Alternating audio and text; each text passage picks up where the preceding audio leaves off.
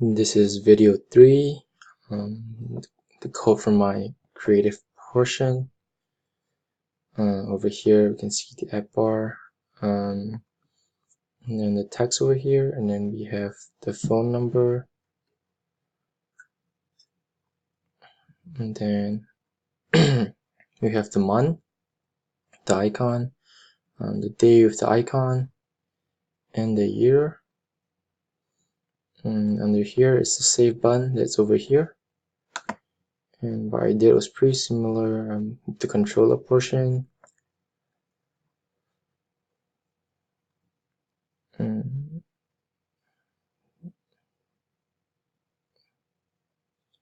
only thing I added from lesson 1, I integrated it, was this portion where I had the pop-up button shown.